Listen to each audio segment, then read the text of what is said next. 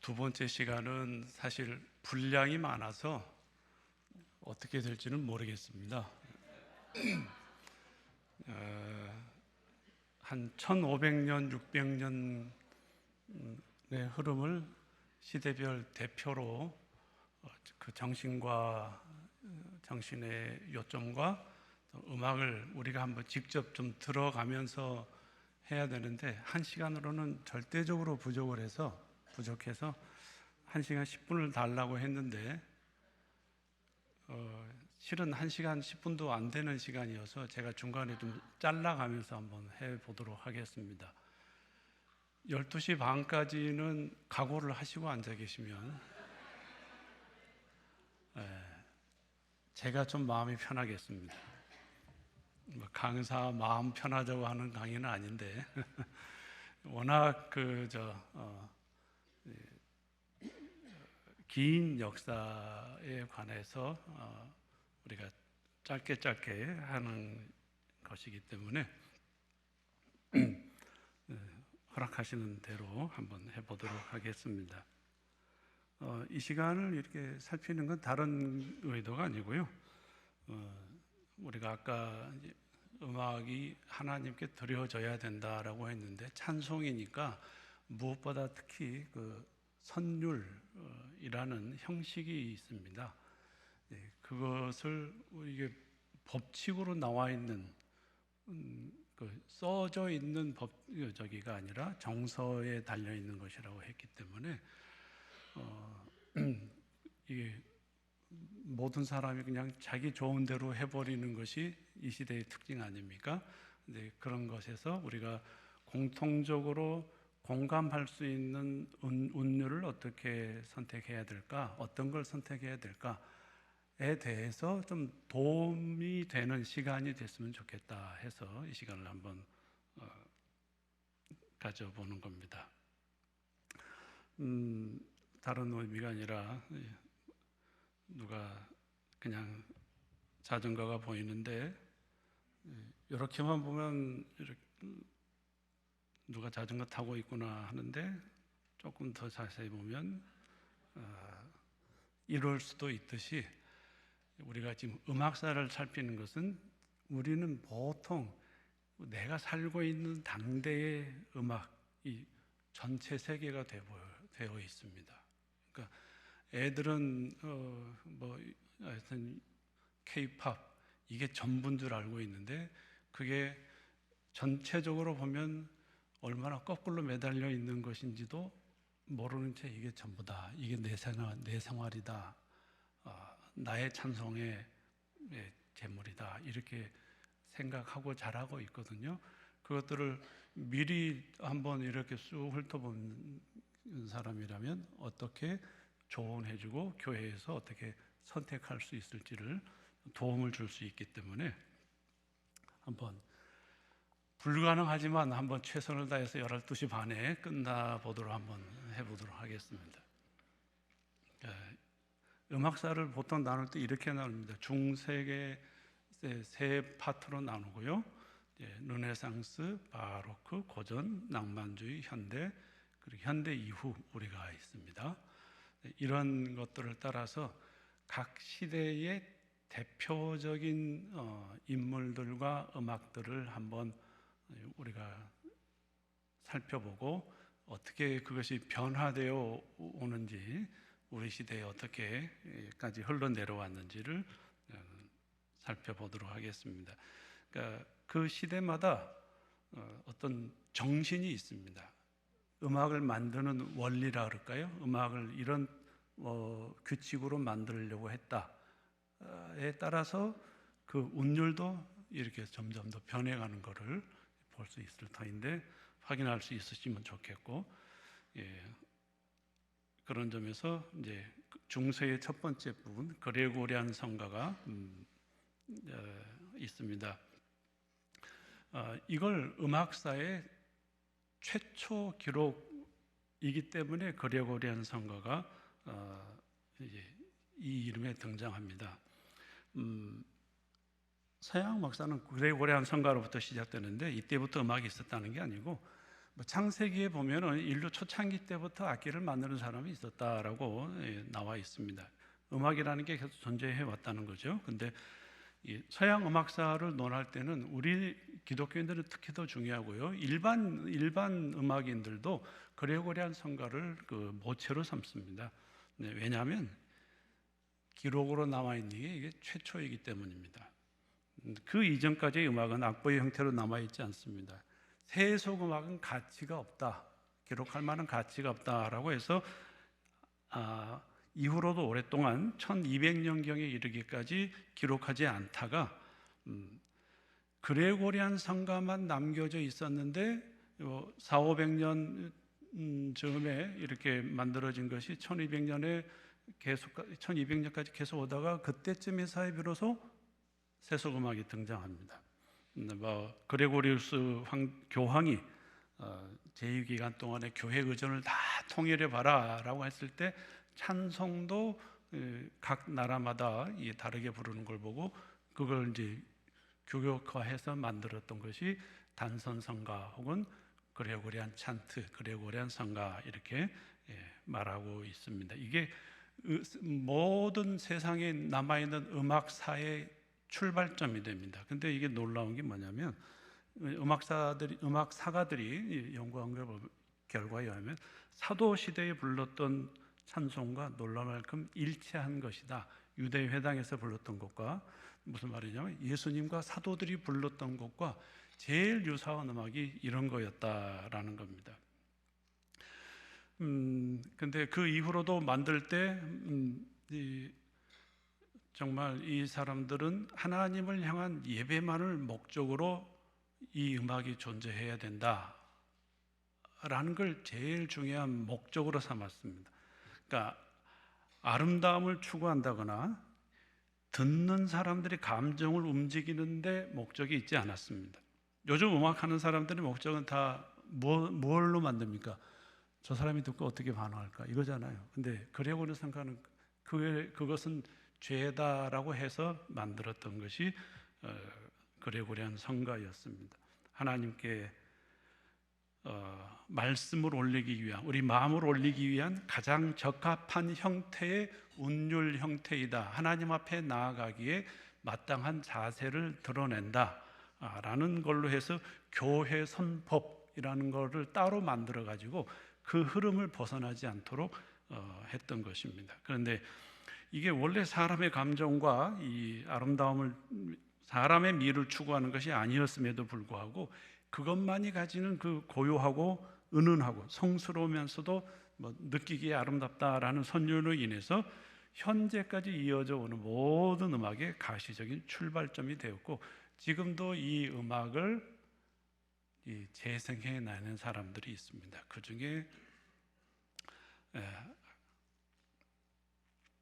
한 사람 하나를 우리가 들어보게 됐는데, 그때 그런 목적으로 하다 보니까 중요한 음악가들은 다 성직자였다. 성직자가 성경을 먼저 알고 하나님을 먼저 안다. 그래서 찬송도 먼저 만들 수 있다라는 그 원리로 교회에서 만들었던 것이 이 찬송입니다. 그런 음악이 실제로 어떻게 된 것인지 한번 짧게만 한번 들어보겠습니다.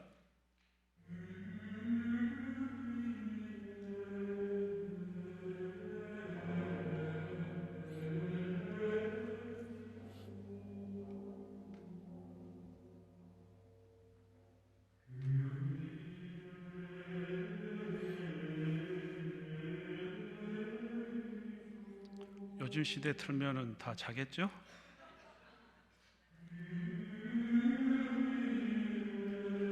이걸 듣고 있으면서 이 시대 사람들이 하나님 앞에 어떻게 나아가려고 했는가를 우리가 느껴보자.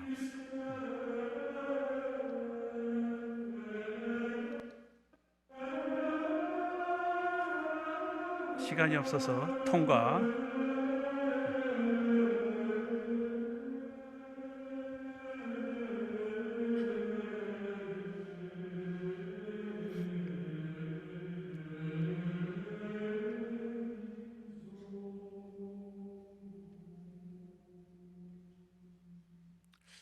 예수님께서 감람산에 올라가실 때 제자들과 함께 찬송 부르면서 올라가셨다라고 했는데, 등산하면서 뭐 행진곡 부르면서 올라가지 않으셨을 것이고, 이와 같은 찬송이 제일 유사하지 않을까 생각을 해봅니다.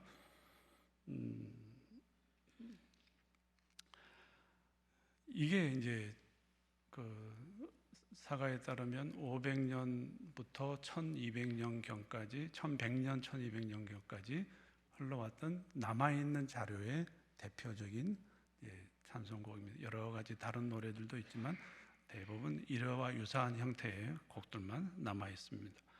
12, 3세기에 들어서 세속음악이 출현하는데요. 예배의 외적인 소재가 음악에 등장합니다. 그러니까 사람의 감정을 위한다라는 세속적 성격의 음악을 사람들이 만들어냈고, 그것이 이제 기록에도 남아 있는 것입니다. 그걸 주도했던 사람들이 주로 트루바두르라고 이렇게 얘기하는데, 남프랑스 궁정 기사들이었습니다. 이 사람들을 트루바두르라고 하는데, 오랜 전쟁이 끝나고 할 일이 없어진 기사들이 돈은 많고 백작 공작 이렇게 해서 돈은 많고 시간도 많고 전쟁이 그쳤으니까 일은 소장농들이 하고, 그러니까 남는 시간이 많아서 어떻게 보내야 됐는데, 또 사치스러운 귀부인들은 따분하지 않아야 했기 때문에 저절로 그 귀족들이 향락으로 이렇게 빠졌던 것은 우리가 잘 알고 있습니다. 일은 다 이제 하인들 시키고 자기들은 즐겁게 보낼 수 있는 시간을 마련했는데, 그때 이제 싸움터에서 할 일이 없어진 기사들이 이제 그 귀부인들 모임에 나가서 자기가 만든 곡을 가지고 어떻게 보면은 귀부인들의 환심을 사서 또 시간을 보내는 그런 역할을 하는 사람들이 생겨났는데, 그 사람들이 그 뚜루바두르다, 프랑스에서 시작했던 그런 이름이었고, 요즘 말로 하면 음유시인 정도로 이렇게 우리말로 이렇게 번역이 됩니다. 돌아다니면서 시인이자 음악가가 되어서 어떻게 보면 파티를 빛나게 해주는 그런 역할을 했다라는 겁니다. 이제 그러다 보니까 이제 음악에 500년 이상 하나님을 높이려는 것으로만 이어져 왔던 데서 이성의 신비가 음악의 목적으로 등장합니다. 연모의 마음이 그 노래 안에 배어 들어가는 것이고, 이것이 이제 교회 음악에 대한 하나의 반동으로 생겨났다라고 음악사가들이 얘기하고 있습니다. 지금까지는 예배할 때만 주로 쓰이는 엄숙하고 경건한 도구였는데, 음악이 이제는 사람의 감정을 위한다라는 세속적인 성격이 부과된 것입니다. 그런데 이 시대부터 세속음악은 세력이 저하되는 법이 없이 끝까지 자라고 지금은 온 세상을 다 사로잡고 있고 교회까지 휘두르고 있다는 것을 우리가 기억하시면 되겠습니다. 세속음악 그 당시에 불렀던 거 조금만 좀 달라지죠, 느낌이.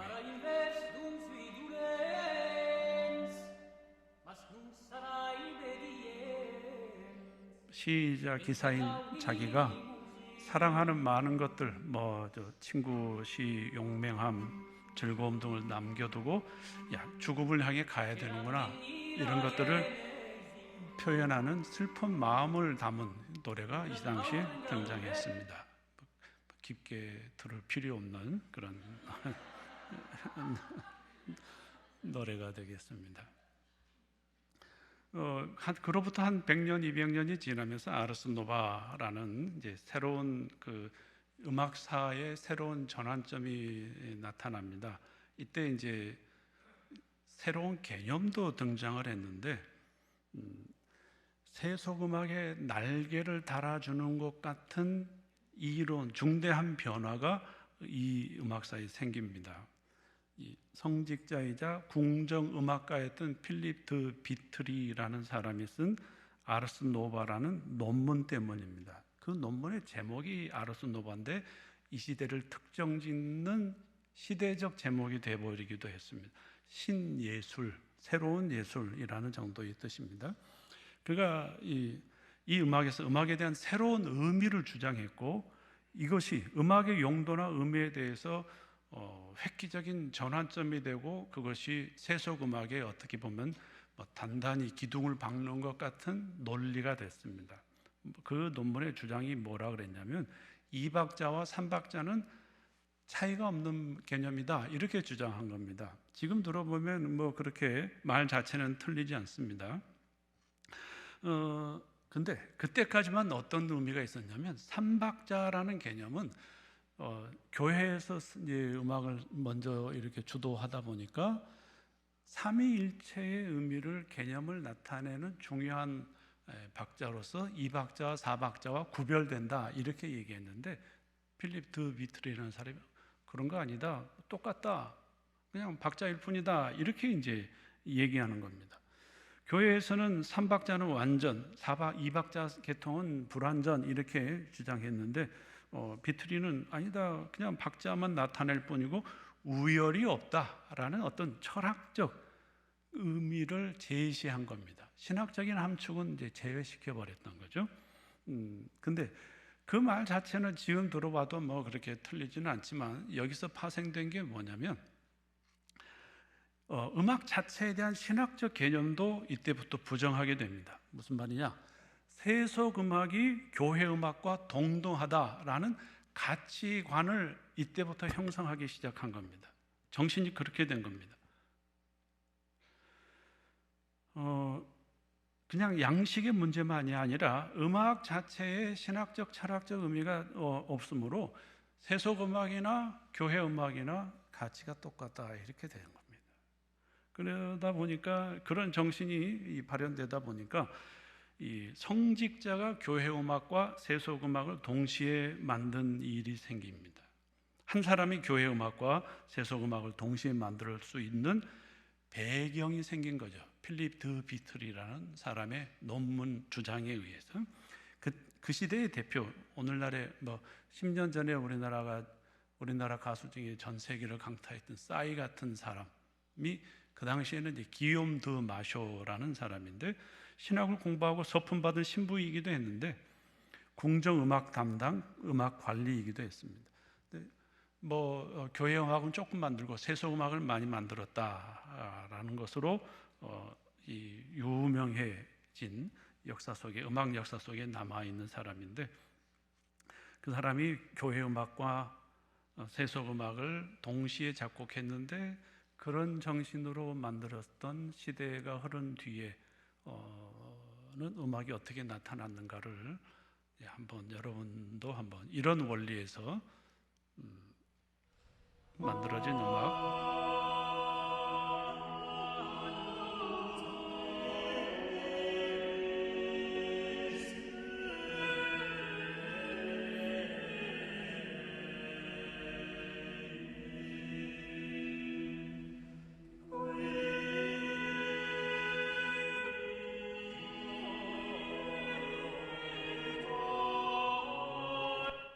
이것도 생략 여기까지 하시고,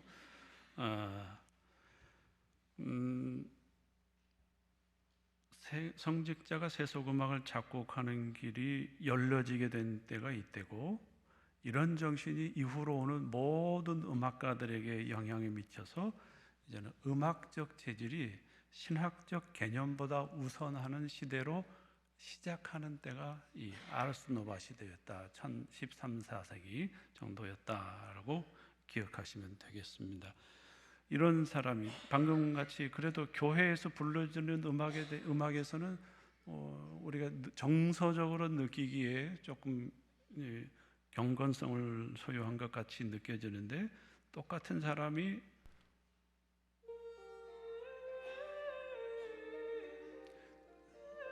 사랑하는 마음으로 보게 되니까 작은 것 하나도 예쁘게 보이네라는 가사의 노래입니다. 이 사람이 이제 그 당시에 유행했던 세속 음악의 성격, 발라드를 비롯해서 레, 롱도, 비를레, 요즘 같은 우리나라식으로 하면 발라드, 트로트, 락 이런 모든 형식의 음악을 다 만들었다라고 되어 있습니다. 그걸로 유명해진 사람입니다. 역사 속에 남은 사람입니다. 그러니까 뭘 표현하느냐에 따라서 앞에 노래와 뒤에 노래가 좀 다르죠. 그리고 앞에 노래에서는 이제 음악사들이 아니더라도 조금 기억해 두실 게 그 기욤 두 마쇼라는 사람이 역사 속에 처음으로 화음을 쌓은 노래를 만들어냈습니다. 그 전까지 교회에서는 화음을 쌓는 일이 없었습니다. 단선성가였습니다. 멜로디만 있는 거. 이 사람이 이제 여러 가지로 하다 보니까 화음도 쌓게 되고 음악 형식적으로는 발전을 특별하게 이룬 사람이다라고 말할 수는 있습니다. 근데 음악사도 제가 이렇게 얘기하지만 음악사를 보는 그 관점들이 다 다릅니다. 어떤 사람은 시대 문화적으로도 살피고, 어떤 사람은 음악 형식적으로도 살피고, 어떤 사람은 남아 있는 자료들을 보니까 사회 인문, 사회주의 입장에서 본 음악사 이렇게 해서 또 음악을 자기 보더라고요. 우리는 그냥 우리 기독교인의 시각에서 이렇게 보시면 됩니다. 이런 안경을 끼고 우리 음악사를 살펴봐도 아주 귀한 일이라고 하겠습니다. 르네상스로 바로 넘어가시죠. 여러분은 벌써 1000년을 지나왔습니다. 앞으로 1000년이 남았습니다. 이 르네상스라는 이름 많이 들어보셨죠? 원래 이 재생, 부활이라는 뜻인데 처음에는 예술과 학문에 있어서 고전을 부활시키자, 고대를 다시 부활시키자라는 거였는데 오다 보니까 어떻게 흘렀냐면 인간의 정신, 이성의 소생을 목적으로 하는 시대가 됐습니다. 그러니까 인간이 더 부각되는 시대를 르네상스가 차지했다라는 겁니다. 음악도 예외는 아니어서 세속 음악이 그 자리를 확고히 다져가게 되는 시대가 됐습니다. 특별히 교회가 여전히 음악에 대해서 중요한 후원자이기도 했는데 이때부터 궁정으로 음악하는 활동이 넘어가기 상당히 많이 넘어간 시대가 르네상스 시대입니다. 우리가 모차르트 일대기 영화를 보더라도 백작이 모차르트 불러가지고 작곡을 시키고 백작 궁 안에 자가 오케스트라가 있어서 백작이 다 월급 주고 오케스트라를 이제 대동하고 활동하게 하는 그런 돈 많은 시절이었으니까 부자들은 부자여서 그런 식으로 해가지고 궁정으로 이제 음악이 많이 옮겨갔고 그거는 뭐냐? 귀족들의 귀를 즐겁게 해주려는 음악이 이 시대에 많이 생겨났다라는 겁니다.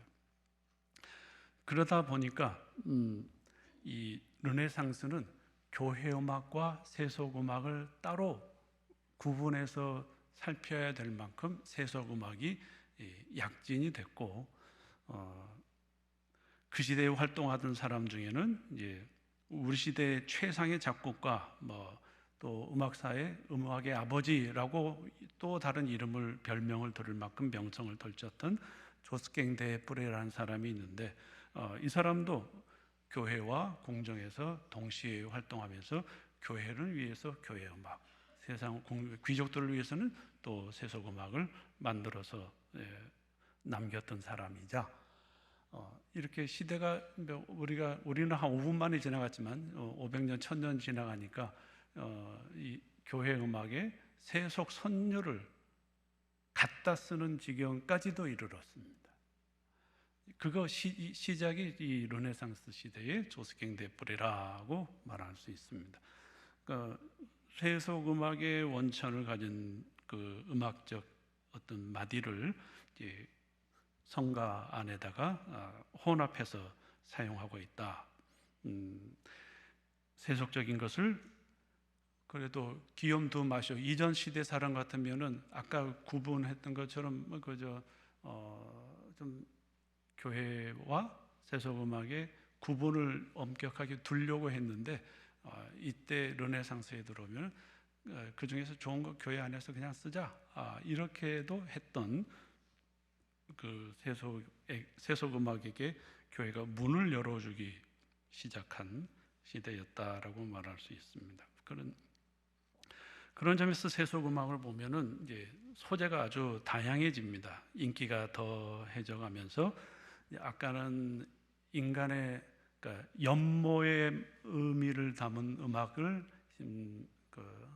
아르스 노바 시대에 했다면은 이 시대에 오면은 인간의 여러 가지 감정과 자연에 대해서도 노래를 하기 시작하는 그런 시대가 되었습니다. 특히나 더 이때부터 음악이 중요한 오락수단이 됩니다. 많은 곡들이 춤의 반주를 위해서, 귀족들의 춤의 반주를 위해서 만들어졌습니다. 춤은 르네상스 시절 아주 인기 있는 오락이었습니다. 그래서 세속 음악이 가져다주는 그 육신적 즐거움을 누릴 준비가 아주 잘 되어 있던 시대였고, 교회 음악가들조차도 이제는 세속 음악을 앞장서서 만들어내는 시대가 르네상스 시대입니다. 더 이 세력을 확고히 해가는 모습에서 이제 어쩌면 교회 음악과 동등한 위치를 이때부터 누리고 있지 않나 하는 것으로 이제 이 음악사가들이 얘기하고 있습니다. 그 범위는 어차피 교회 음악을 능가하는 정도가 르네상스 시대입니다. 그때 제일 유명했던 조스갱 데프레가 만든 찬송곡을 하나 들어보시죠.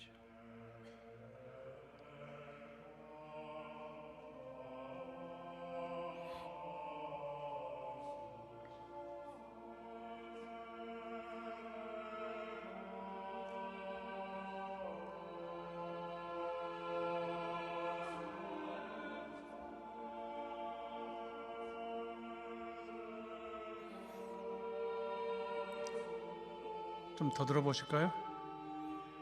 뭐 안 들어도 사는데 지장 없으시겠지요?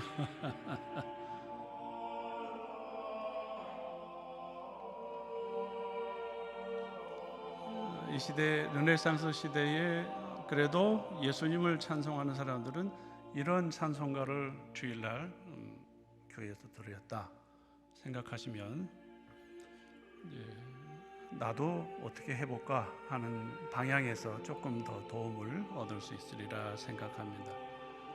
예, 그 당시에 불려졌던 세속음악곡입니다. 춤곡이고 내가 사랑하는 많은 것들, 내가 참 많은 걸 좋아하는데 그 무엇보다 사랑하는 연인이 제일 좋다라는 가사를 지닌 음악을 이 당시에 이렇게 만들었습니다. Don't say invading was St. Claus, sic ambedui semplendum purere, meraville on poirà gioiare, meraville on poirà gioiare. 요즘 누가 잘하는 거 잘 나오죠? 여기서 요즘 시대에 제일 비슷한 것이 하나 등장합니다. 뭐가 될까요? 이 세속 음악에서 음악에 비트가 이렇게 생깁니다. 비트가 뭡니까? 강약, 강약, 중강약. 이것이 차지하는 정서의 요소가 얼마나 강력한지 내용이 뭐든지 간에 우리는 이 비트만으로도 춤을 출 수가 있습니다. 육신을 즐겁게 하는 일에 이 비트만큼 놀라운 도구가 없다는 것입니다. 이제 이런 비트가 교회 안에 언제부터 들어왔을까요?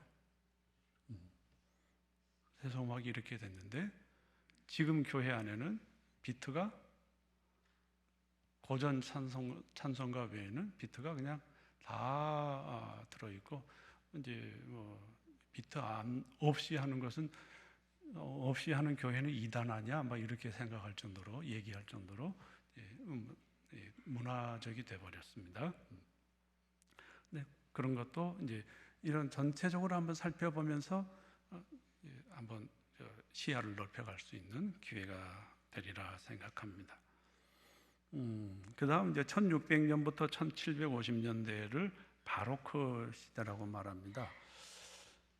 이 시대는 우리 같은 사람이 아주 눈여겨보고 좋아해 줘야 될 시대입니다. 왜냐하면 음악이 종교 개혁을 모티브로 해서 예수 그리스도를 중심으로 하는 내용을 담아서 만들자라고 했던 시대가 바로 이 시대이기 때문입니다. 그러니까 바흐는 칼빈보다 한 150년 정도 뒤에 태어난 사람인데 루터 교인이었습니다. 철저한 개신교인이어서 그가 만든 모든 작품은 예수 그리스도를 중심으로 하고 있고, 그 모든 형식 또한 성경의 내용에서 동기를 삼아서 만들려고 했던 사람입니다. 그는 자기 음악 활동을 처음 시작할 때는 예수님 도와주세요라고 써놓고 시작을 했고, 한 곡을 다 만든 다음에는 오직 하나님께만 영광을 이라는 글로 마무리를 지었습니다. 이 개신교인들이, 이 바흐는 누굽니까? 세상 음악가들이 다 아버지라고 부를 정도로 위대한 음악 형식에서 대가로 인정받는 사람인데, 그거보다는 우리 기독교인들은 이 사람이 성경에 나오는 예수님에 대해서 누구보다 철저히 그 시대의 시인들, 기독교 시인들의 도움을 받아가지고 작곡을 해서 너무도 의미 충실한 찬송을 많이 만들어냈다라는 것에 대해서 어떻게 보면 동지의식을 가지고 들어주고 살펴줘도 괜찮을 만한 사람이다 라고 생각하시면 되겠습니다. 이따가 이제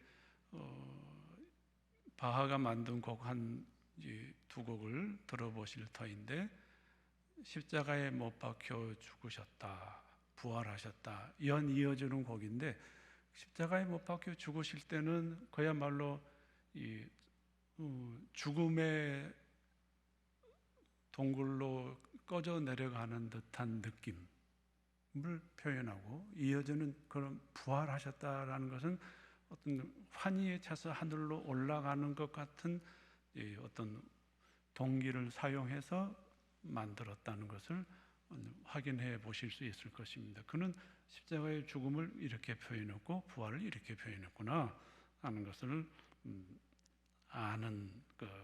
알 수 있는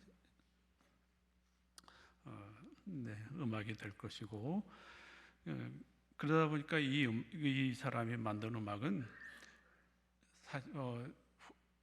전무후무하게 예수 그리스도 중심이 되었다라고 할 수 있습니다. 세상에서 이름난 음악가들 중에 후무는 안 돼야 됐었는데, 그냥 후무까지, 그 뒤로도 예수님에 대해서 이렇게 철저하게 모든 걸 다 성경 안에서 의미를 찾아서 표현하려고 했던 음악가가 존재하지 않았다라는 것을 우리가 생각하면서 예수 그리스도를 그렇게 높이려고 했던 바흐였어? 라고 하면서 우리 기독교인들이 좋아할 만한 시절이었고, 작곡가였다, 또 그런 시대의 음악이었다. 핸델의 음악도 비슷하지만 그 뒤에 미치는 영향력에 의해서 이제 바흐를 이 시대의 아버지라 대표로 뽑아서 바흐의 음악을 살펴봅니다. 그런데 이 시대에 이제 세력을 확장한 세속 음악이 오페라를 탄생시킵니다. 오페라가 뭡니까? 음악적 효과에 어떤 이 시각 또 연기까지 동원해서 음악을 만들었다. 이 시대에 처음 그게 등장했다라는 겁니다.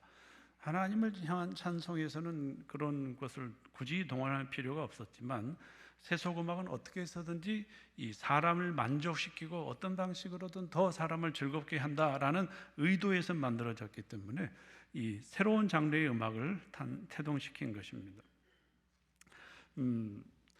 이 클라우디오 몬테베르디라는 사람이 이 시대의 대표적인 음악가라고 이제 세속 음악가라고 평가받는데 놀랍게도 이 사람도 교회 음악 감독이었습니다. 그런데 정작 그 사람이 유명한 것은 세속 음악 부분이었고 이 시대의 대표로 뽑을 만큼, 그리고 더 놀라운 것은 그가 만들었던 음악의 내용이 신화, 고대 이제 부정한 고대 역사에서 이렇게 내용을 삼았다라는 겁니다. 이 오르페우스라는 처음 만들어진 오페라는 그리스 신화를 기초로 해서 만든 겁니다. 그 오르페우스가 자기 사랑하는 애인 에우리디체가 죽자 지옥까지 내려가서 데려오려고 했다라는 줄거리입니다. 뭐 지옥의 신이 귀엽게 봐줘서 그래 그럼 데리고 나가라, 대신 지옥문을 벗어날 때까지 뒤돌아보면 안 된다.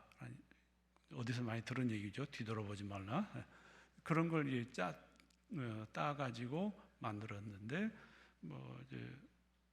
그리스 신화에는 뒤를 돌아봐가지고 갈갈이 찢겨 죽고 어떻게 했다 그러는데 이 오페라에서는 각색을 해가지고 뒤로 돌아봤는데 만나지 못하고 데려가지 못하고 여자를 하늘의 별로 만들어서 계속 볼 수는 있게 해줬다, 이런 식으로 해놓은 것이고, 그가 75세 때 마지막으로 만든 포페아의 대관이라는 그 오페라가 있습니다. 그거는 로마 제국 역사인데 황제비가 되고 싶었던 포페아라는 여인이 자기 남편을 버리고 네로 황제를 꼬드겨서 네로 왕자가 부인을 버리게 만들고, 또 그걸 꾸짖는 세네카를 이렇게 죽게 만들고 자기가 드디어 황제비가 되었다 해서 마지막으로 네로랑 둘이서 이주장 부르고 끝나는 게 포페아의 대관이, 그런 내용의 오페라입니다. 이런 내용을 시각적 효과까지 동원해서 표현하려고 했던 시기가 세속음악에 있어서 바로크 시대였다라고 할 수 있는데, 바흐 교회 음악 십자가에 못 박혀서부터 먼저 한번 들어보시죠.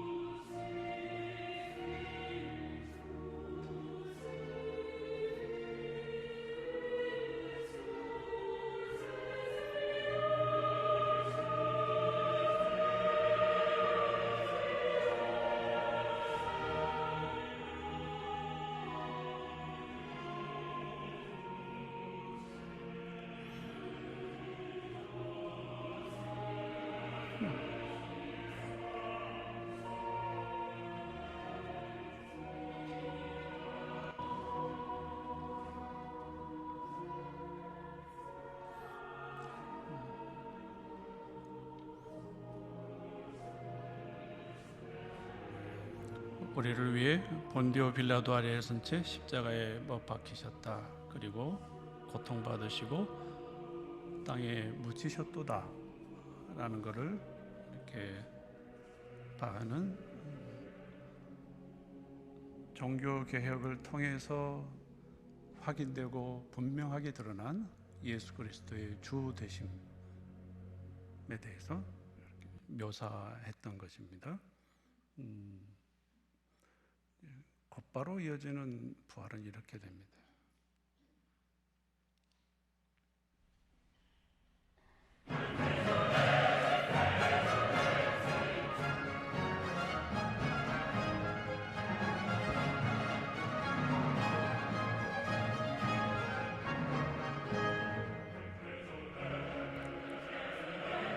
하늘로 그런 정서를 확인하실 수 있겠죠?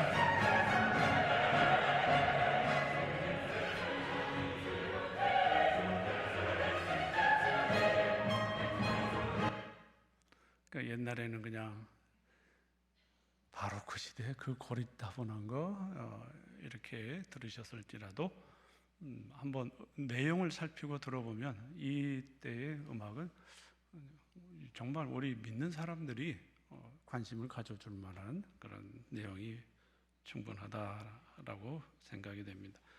3일에 부활하셨다. 성경에 나온 그대로 하늘로 승천하셨다. 하나님 아버지 오른편에 앉으셨다. 영광으로 세상에 다시 오셔서 산 자와 죽은 자를 심판하시리라. 그의 왕국은 끝이 없도다. 이런 내용이 그 곡에 담겨져 있습니다. 자, 지금 화면에 보이는 것은 이제 몬테베르디의 그 오르페우스 중에 하나입니다. 방금 설명됐던 것처럼 지옥문 앞에서 데리고 나오려고 하다가 뭐 어떻게 했던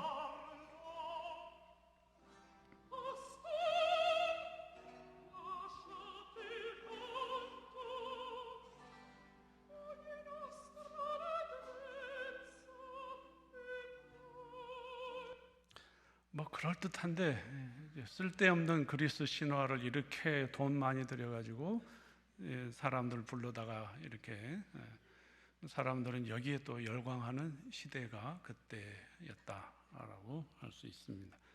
지금도 공연되고 있는 음악입니다. 세속은 그렇게 이제 세력을 잃지 않고 있습니다.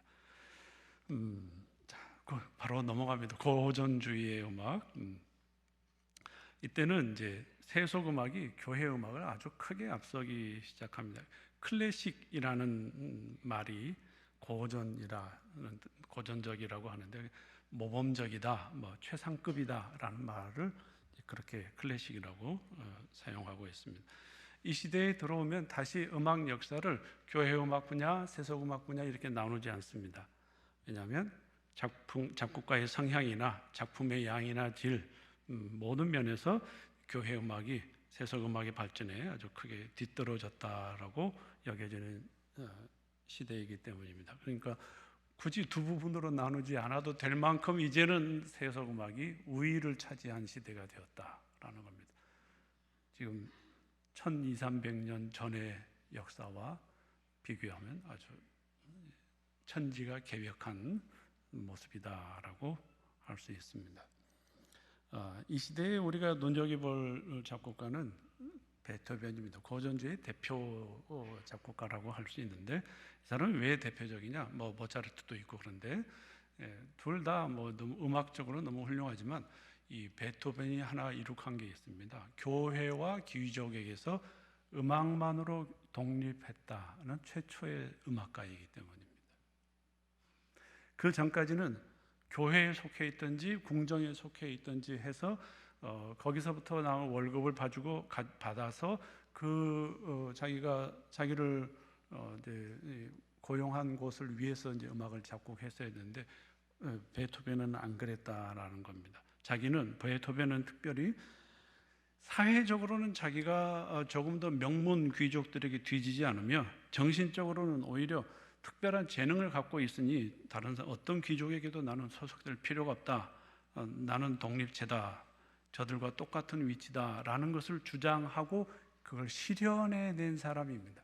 그래서 음악가가 자기 음악만으로 독립을 구사한 역사적 최초의 인물 음악가가 베토벤이라서 음악가들은 이 베토벤을 그렇게 높게 치중합니다. 물론 그러기 위해서는 음악이 사람들을 사로잡아야 했었죠. 그러기 위해서 필요한 게 뭡니까? 대중이 내 음악을 좋아해 줘야 되는 겁니다. 교회도 나는 소속 안 돼 있어도 괜찮아. 궁정에 안 들어가도 괜찮아. 귀족들한테 월급 안 받아도 괜찮아. 그런데 나는 내 음악을 가지고 이제 내 삶을 구축해야 되는데 어떻게 할 거냐? 내가 만든 음악이 많은 사람들의 마음을 사로잡으면 된다라는 것이 이 당연한 원리가 되는 겁니다. 그래서 이 베토벤의 작품은 어떤 그 이전의 음악가의 작품보다도 인간의 자아 중심적인 것이 핵심이 됩니다. 내용이. 그 대표적인 교향곡들이 그걸 잘 드러내주고 있는데 영웅 교향곡 누구를 위해서 만든 건지 알죠? 처음에 민주주의를 실현할 것처럼 생각했던 나폴레옹에게 바치는 교향곡이었습니다. 철저히 나중에 이제 나폴레옹이 그렇게 안 하니까 다 이제 취소한다라고 했었고, 고난과 공포, 비극을 극복하고 마침내 승리의 계가를 구가한다는 이념을 표시해 놓은 운명 교향곡, 자연에서 받은 감명을 담은 전원 교향곡, 환희에 붙인다라는 실러의 시에 붙인 합창 교향곡 등이 있습니다. 그걸 통해서 사람들의 마음을 사로잡았고 그것 때문에 독립된 음악가다라는 지위를 누릴 수 있었던 겁니다. 지금 직업이 귀천이 없잖아요. 돈 많이 벌면 그게 대단하잖아요. 근데 베토벤 전까지만 해도 음악가들은 다 교회에 소속되어 있든지 궁정의 하인처럼 소속되어 있어야 했던 신분이었습니다. 그런 신분이었는데 베토벤이 그걸 뒤집어 버린 거죠. 그러니까 음악가들 입장에서는 베토벤이 최고죠. 역사상 정말 누구도 못 이룰 일을 해낸 사람이라고 했는데 그런 일은 모차르트도 실패했었습니다. 능력은 있었는데 이루지는 못했고 일찍 죽었고요. 그러다 보니까 베토벤은 그 음악을 철저히 인간적이고 인간의 감성을 움직이는 일에 어떻게 그렇게 소리로 단 몇 분 만에 그냥 물 밑으로 가라앉게도 만들고 단 몇 분 만에 산도 넘게 만드는 그런 소리를 배치할 수 있었는지 대단할 수밖에 없는데, 어쨌든 음악은 하나님이 아니라 이때부터는 대중들의 마음에 들면 된다라는 원리가 생겨난 시대가 고전주의 클래식이다라고 말할 수 있습니다.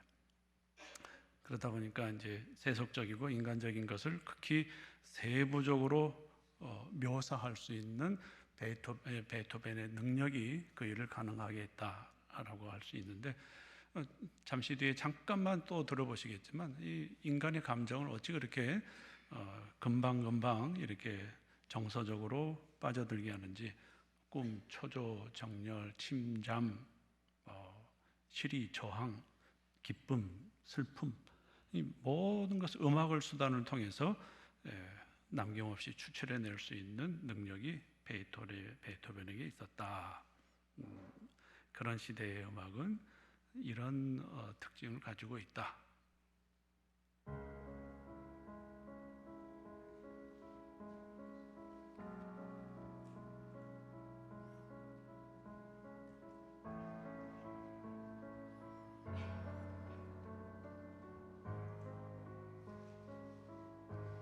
많이 들어보셨죠? 이거는 그런 정신으로 만든 겁니다. 인간의 마음을 어떻게 다스릴 수 있는가, 어떤 슬픔에 빠지고 어떤 또 고요함을 느끼면서 즐길 수 있도록 해줄까. 그런데 또 이렇게도 만들었습니다.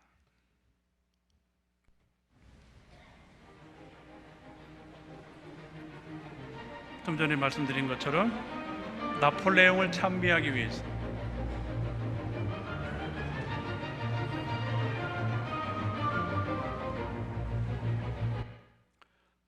이것도 많이 안 들어도 되겠죠.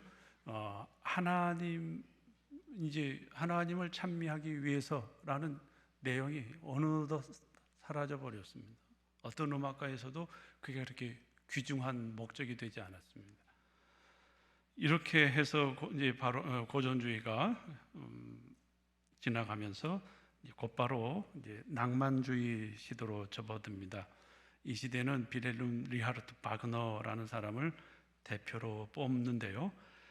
낭만주의 시대는 어느 한 사람을 이렇게 대표로 하기가 어려울 만큼 많은 사람들이 두각을 나타냈던 시대인데, 바그너를 특별히 그 중에 한 인물로 대표적인 인물로 뽑습니다. 왜냐하면 사람이 낭만주의의 정신을 구현했을 뿐만 아니라 그 뒤에 오는 시대에 또 하나 발판을 놓은 역할을 이 사람이 음악을 통해서 해냈기 때문입니다. 후대의 작곡가들이 이 바그너를 통해서, 다른 사람들보다도 바그너를 통해서 그 정신을 이어받아서 곡을 만들었습니다.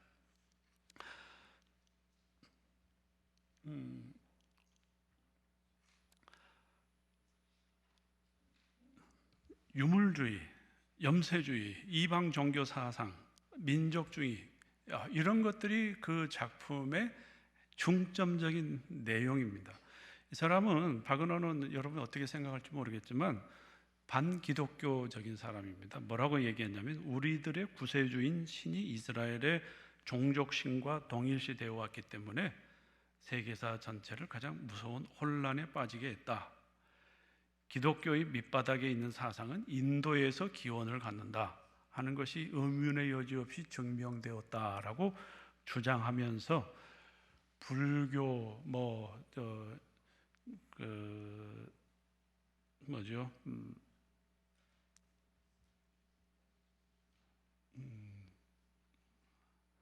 시간이 가니까 생각도 안 나네요. 그러니까 그 중세에 내려오는 전설들 여러 개를 이렇게 짜집기 해가지고 그런 것들을 내용으로 삼아서 사람들이 감탄할 만한 음악으로 표현해낸 사람입니다. 그 마지막 작품인 파르지팔이라는 제목의 곡에서 이제 오페라도 아니고 가극 같은 형태로 오페라 비슷하게 만드는 그런 형식을 이 사람이 만들었는데, 파르지팔이라는 내용이 뭐냐면, 쿤들이라는 주인공 여성이 있는데, 이제 성배, 중세 시대를 배경으로 해서 성배를 헌신적으로 섬기는 시녀인데, 동시에 성배 수호 기사들을 타락하게 만드는 창녀이기도 하고, 전생에서는 예수님이 십자가를 지고 갈 때 비웃었다 라고 해서 영원한 벌을 받은 자이기도 하고, 헤로디아스이기도 해서 세례 요한을 파멸시키기도 한 여인이요. 이렇게 그냥 혼자서 지 마음대로 다 해버리는 역할을 만들고 있습니다. 불교의 윤회설에서 모티브를 따오고, 또 중세시대 전에 나온 전설들에서 동기를 삼아서 음악을 만들었다. 그런 사람이 시대의 대표적이고, 그 시대의 정신적 어떤 사조는 여기서 크게 벗어나지 않는다라고 말할 수 있습니다. 그래서 음악 역사가들은 이 시절에 오면서 이 시절을 정의하면서, 이제 음악에서 하나님을 위한 자리는 없어졌네라고 주장했습니다. 현대인들이 지금도 즐겨 찾고 있는 시대의 음악인 낭만주의 시대의 음악은 멀어졌을 뿐만 아니라 한 걸음 더 나아가 바그너 같은 경우를 보면은 하나님과 교회를 부정하는 유물주의, 염세주의, 이방 종교 사상, 그리고 팽배한 민족주의 등이 그 내용을 삼는 음악이다라고 말할 수 있습니다. 교회 음악이 그 존재를 잃어버릴 지경이 됐는데, 이제 지금 그 시대에 바그너가 만들었던 중에 우리가 너무도 잘 알고 있는 곡을 하나 잠깐만 또 들어보겠습니다. 결혼행진곡입니다. 이 전설들 몇 개를 각색해서 이 사람이 이제 곡을 만들었는데 마법을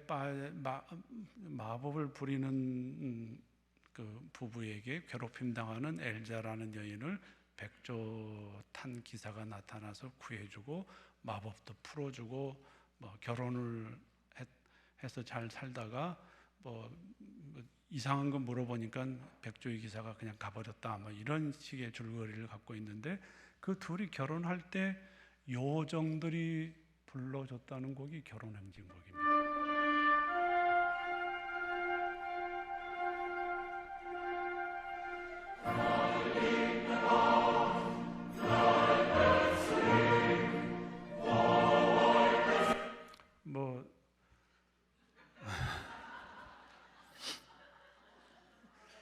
이거 듣고 결혼식 입장한 사람은 어떡하란 말인가.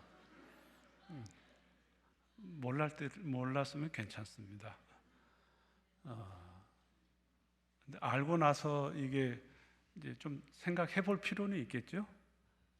마법 풀린 마법사들을 다스렸던 역사에다가 요정들이 이렇게 축하해 준다 이런 내용인데 전 세계적으로 유명해진 곡이어서 다 사용하고 있죠.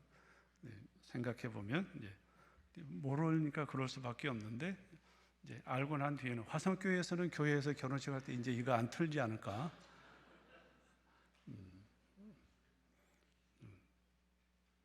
틀면 부목사님 책임으로 돌리겠습니다. 이게 좀 전에 얘기했던 파르지팔의 웅장한 내용입니다. 근데 그런 내용이 아까도 말씀드렸던 것처럼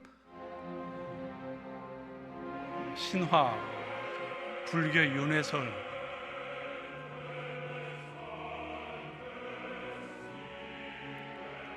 더 들을 필요도 없는 것들입니다. 이렇게 내용을 알면서 음악을 듣는 것도 괜찮죠. 앞으로 들리는 음악을 그렇게 분석하시면서 들어도 인생이 짧습니다. 그런 다음에 이제 1900년도부터는 현대 음악이라고 넘어가는데 여기서부터 조금 더 주의를 집중해 보십시오. 왜냐하면 지금 우리 시대의 음악과 그렇게 동떨어져 있지 않기 때문입니다. 현대 음악은 조성의 변화가 특징이다라고 하는데 쇤베르크라는 사람이 1900년 이후에 나타나는 새로운 음악 체계의 아버지라고 인정받고 있습니다. 왜 그러냐? 옛날에는 그레고리안 천트 때는 우리가 들었다시피 단선 선거였고 세속음악이 등장하면서 장단조 개념이 들어왔습니다. 그리고 르네상스 시대에 그게 거의 자리 잡다시피 했고 그게 지금까지 흘러오고 있었는데 지금도 그 장단조 많이 쓰고 있습니다. 그런데 1900년 들어서부터 쇤베르크라는 사람이 그걸 무너뜨려 버렸습니다. 필요 없다. 무조성으로 하자. 조성이 필요 없다라는 겁니다.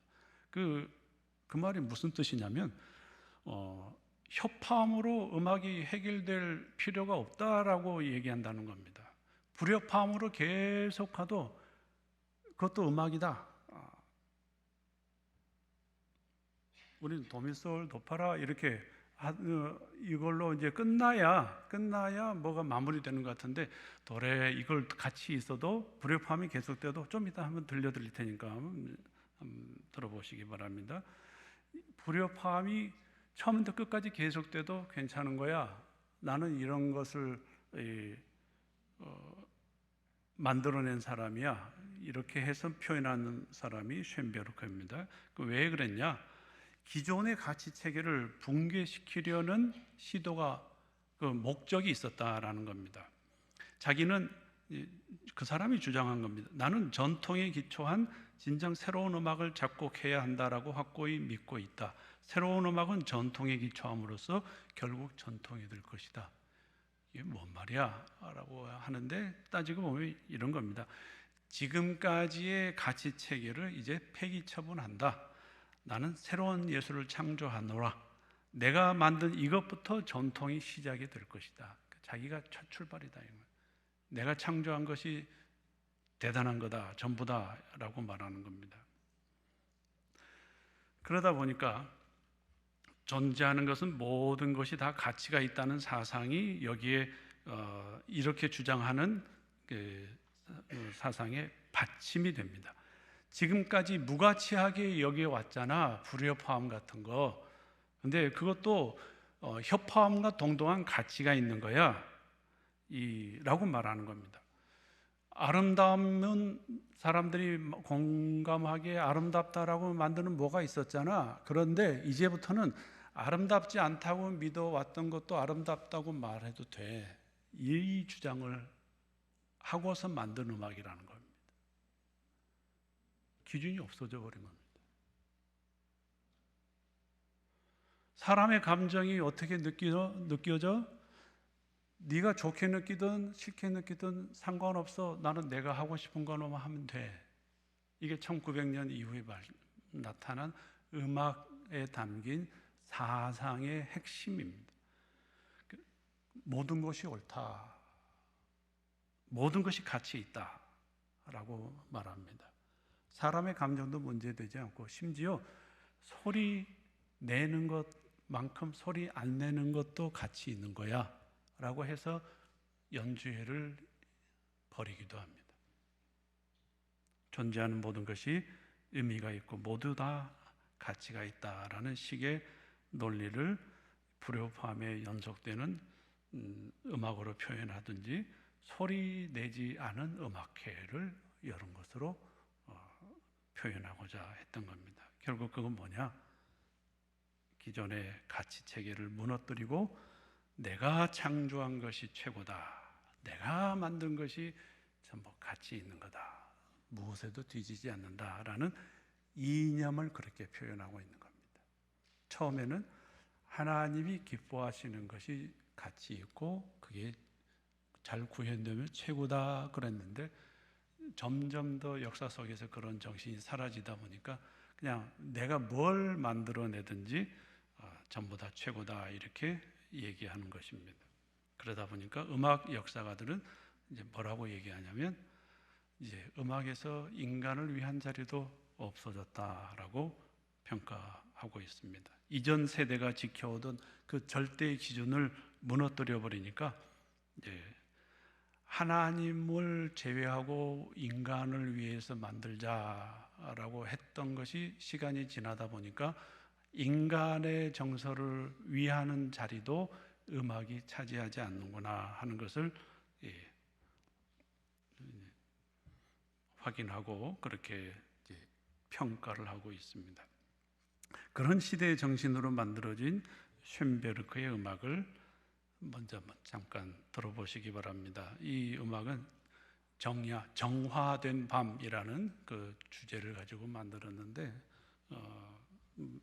내용이 뭐냐면 어느 날 밤 청춘 남녀가 데이트하는데 갑자기 여자가 나 다른 남자 아기 가졌어 이렇게 얘기를 하니까 이 남자가 정신이 빠져가지고 혼란스러워하다가 그래도 난 너밖에 없어 이렇게 해서 이제 끝났다라는 내용을 모티브로 삼아서 정서를 표현한 겁니다. 여러분은 그럴 때 어떻게 음악을 만드시겠습니까? 근데 그 무조성의 창시자인 쇤베르크는 이렇게 만들었습니다.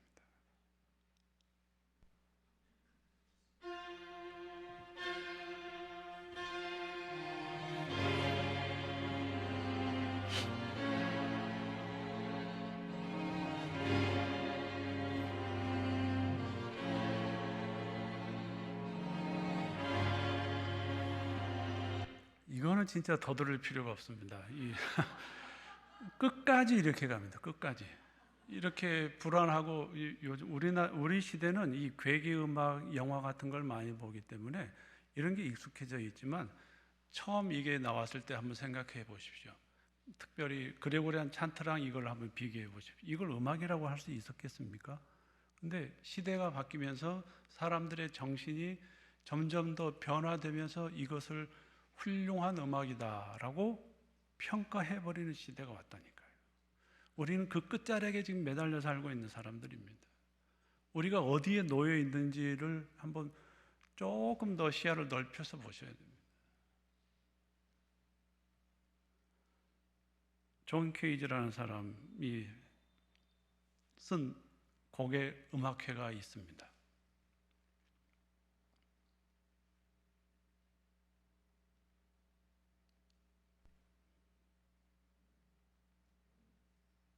And now, a performance of John Cage's 433. Please welcome our soloist, William Marks.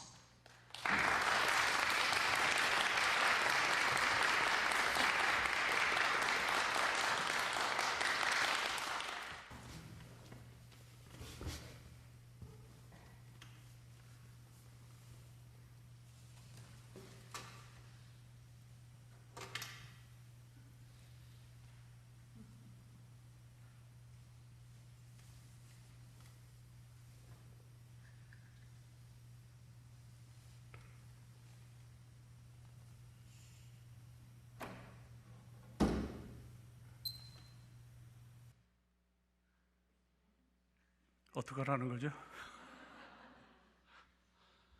여러분, 이게 1악장 끝난 겁니다. 4분 33초라는 제목의 곡인데 뭐냐면 이걸 3번 반복하시오.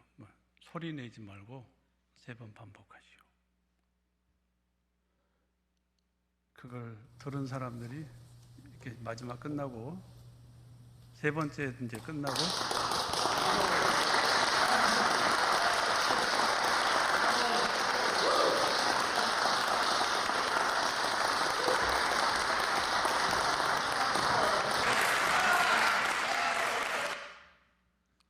여러분은 박수 안 치십니까? 3악장까지 다 끝난 겁니다. 그거 3번 반복하고 끝난 겁니다. 이게 뭡니까? 내가 소리 안 내도 소리 내는 것과 똑같은 가치가 있어. 이런 정신입니다. 아까는 불협화음도 협화음만큼 가치가 있어. 예수 안 믿는 것도 예수 믿는 것만큼 가치가 있어. 내가 만든 거는 다 의미 있고 가치 있는 거야. 이렇게 마음 먹은 것이 이런 식으로 표현이 된 겁니다. 그런 시대가 1900년 이후에 음악으로 표현되고 있고, 이것이 미술, 철학, 문화 예외 없이 다 동일한 원리로 가고 있습니다.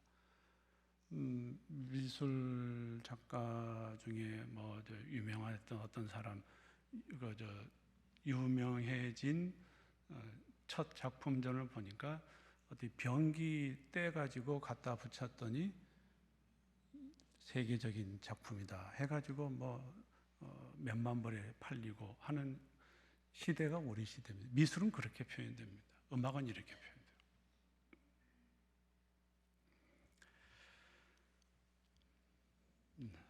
그냥 참고로 음악 정신의 변화, 하나님을 위하는 특성, 사람을 위하는 특성이 어떻게 사라지고 커왔는지, 마지막에는 이렇게 둘 다 배제한 모습으로 와 있다. 우리는 지금 회색빛 하늘 아래 살고 있는 시절 사람들이다. 그런데 그 중에 교회라는 곳에 모여서 특별한 의미를 고수하면서 하나님을 위한 찬송을 부르기 위해서 존재하는 남은 자들이다. 좁은 길 가는 사람들이다. 이렇게 생각하시면 되겠습니다. 왜 이걸 이렇게 끝까지 살펴보냐면요, 이런 정신을 로큰롤이 물려받았기 때문입니다. 그 로큰롤이라는 것은 저기 보면은 기성세대에 대한 철저한 반항심으로 만들어진 세계고, 기성세대에 대한 반항이라는 것은 결국 끝까지 가보면 하나님이 우리 위해서 뭐라고 할 자격이 없다, 내 마음대로 할 것이다 라는 것을 그 시대에 나타난 전자기기로 크게 확성될 수 있는 음악 도구를 가지고 표현하고자 했던 형식이라고 할 수 있습니다. 1970년대 독립으로 리듬과 비트만이 현실인 곳으로 데려간다. 애들을 부모로부터 뺏어서 이제 부모의 권위에 복종할 필요가 없는 사람들이라는 것을 가르쳐 줄 수 있는 것이 비트가 크게 들려지는 음악들이다. 요즘 자녀들 어린 세대들에게서 이런 거 보이지 않습니까? 지금 헤드폰 꽂고 있으면 부모가 뭐라 그래도 그냥 잡아 죽일 듯이 뭔데? 이런 게 일상이잖아요. 로큰롤 음악에서 그런 것을 발견했다라고 밴드 주자였던 사람이 그렇게 주장하고 있는 겁니다. 더 놀라운 것은 청소년 청중들에게 성적 해방감을 준다라고까지 얘기하고 있습니다. 주님 안에서 아름다운 교제를 갖도록 인도하기는커녕 죄를 즐기도록 도우려는 목적으로 음악을 사용하는 것이 리듬과 비트가 강한 로큰롤이다. 그 정신이었다라고 말하고 있습니다. 대중음악들이 계속적으로 선정적이고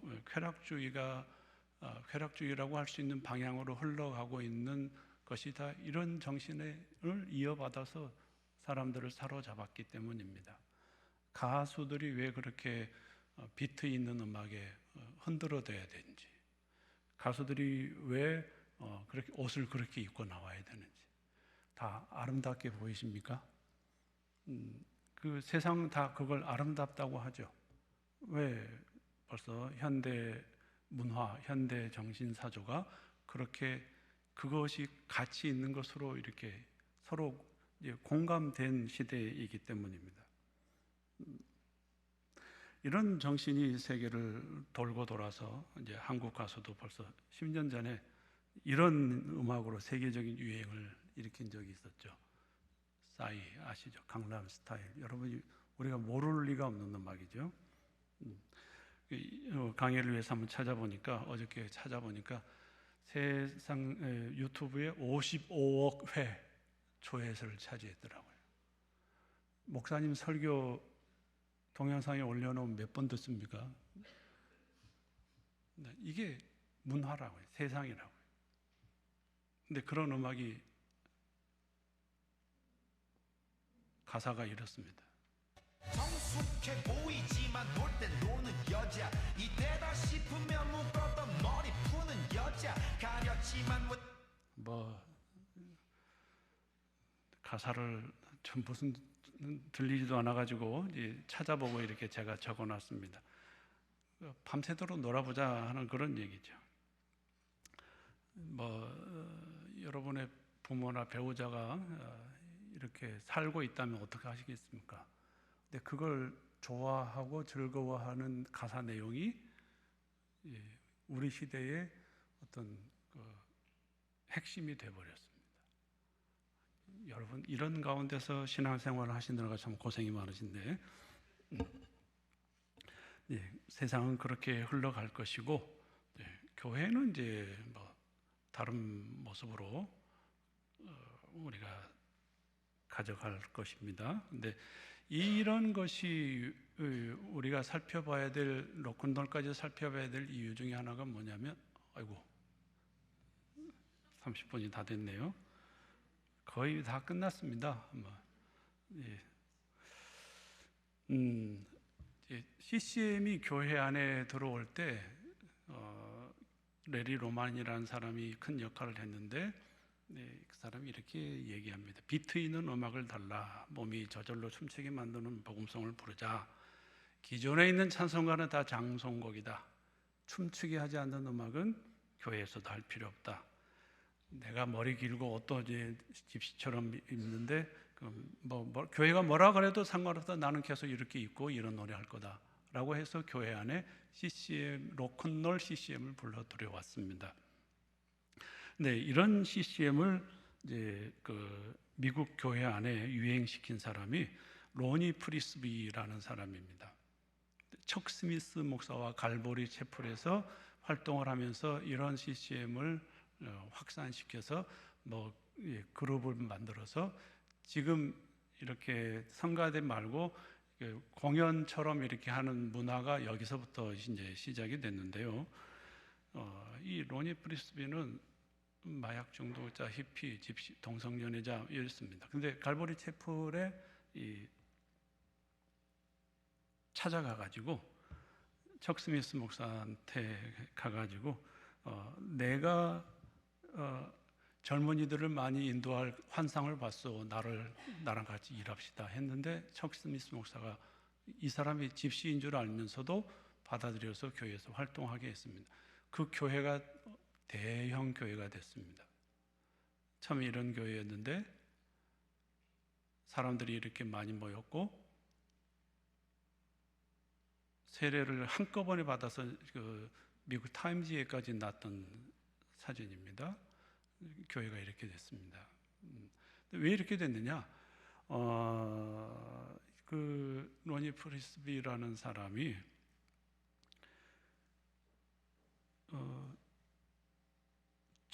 자기랑 같이 놀던 집시들한테 야, 너 행동 안 바꿔도 돼. 마약해도 되고 동성연애해도 되고 음란해도 돼. 그대로만 와. 교회 예수님이 받아주셔. 그러면서 불러 모아가지고 그들과 함께 문화를 즐기던 것이 CCM의 모티브가 됐어요. 근데 다른 교회들이, 기성교회들이 있었으니까 거부했을 것 같지 않습니까? 근데 처음에는 그렇게 하다가도 시간이 지나면서 점점 더 교회들이 받아들이기 시작했습니다. 왜 그랬을까요? 교회가 커졌기 때문입니다. 이게 커지는 거에 장사가 없었어요. 이 사람은 죽을 때까지 마약했고 동성연애였고 이전에 하던 방탕한 생활을 하지 않은 채 집회를 주도했는데 아주 터무니없는 은사, 신비주의적인 집회, 이 사람들이 이렇게 하면 쓰러지는 것이 이때부터 시작이 됐습니다. 그 전까지 없었습니다. 마귀에게 지도를 받았다라고 할 수밖에 없는 형태인데도 불구하고 척 스미스 목사가 같이 오랫동안 활동했고 이 사람이 빈야드 운동까지 영향을 미쳐서 빈야드 운동 이름도 많이 우리가 들어봤잖아요. 전 세계적으로 이렇게 대형 교회들을 양산하는 시도가 이때부터 있었고 이렇게 하다 보니까 그 교회 찬양팀이 10개나 될 정도로 있었으며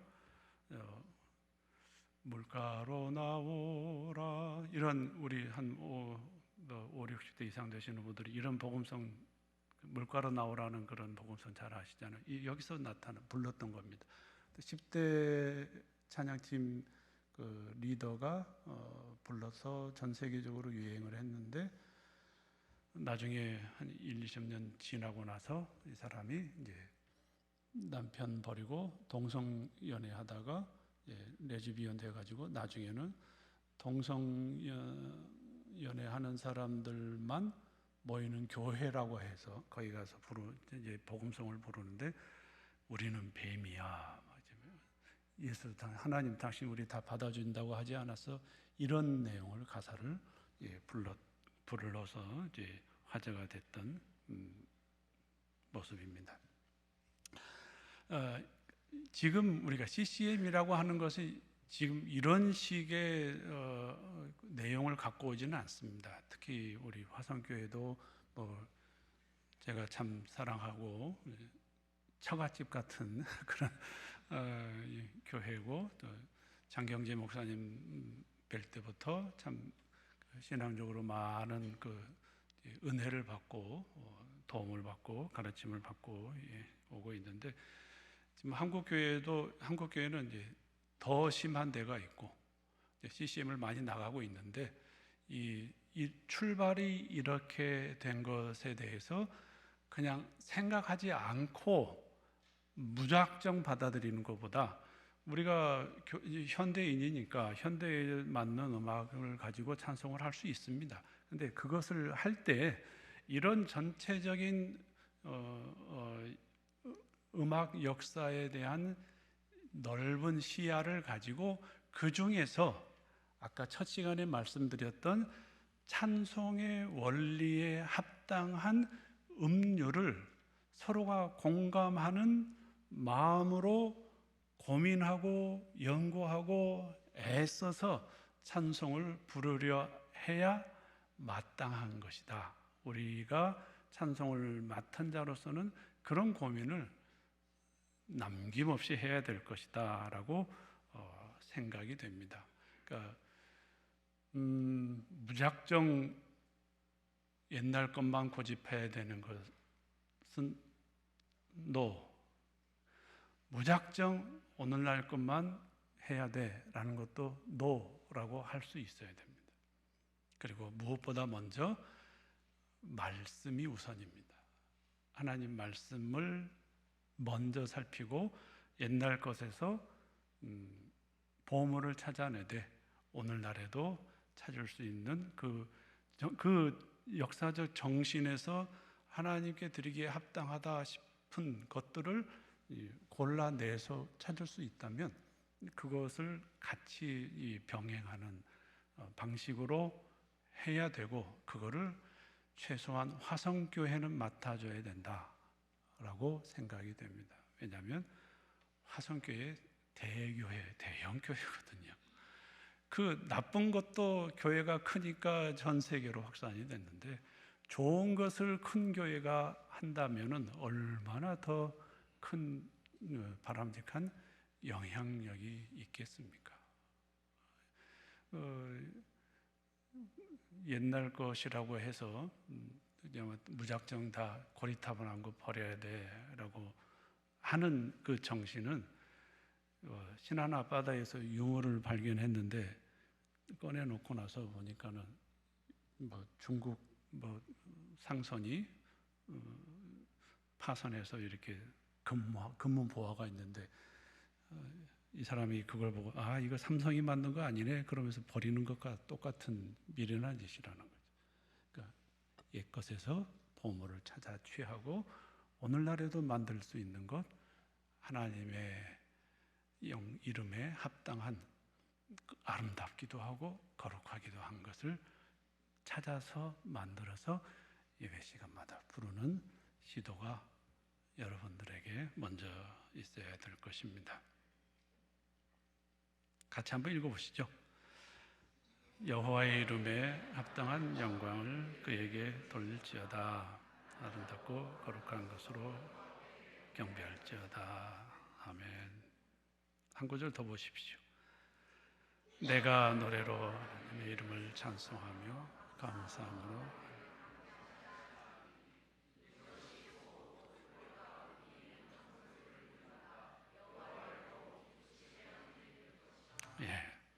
내 만족이나 사람들의 즐거움을 위해서가 아니라 여러분을 통해서 여러분의 찬송을 통해서 하나님이 기뻐하시는 찬송의 예물 애써서 올려드리시는 여러분 되시기 축복합니다.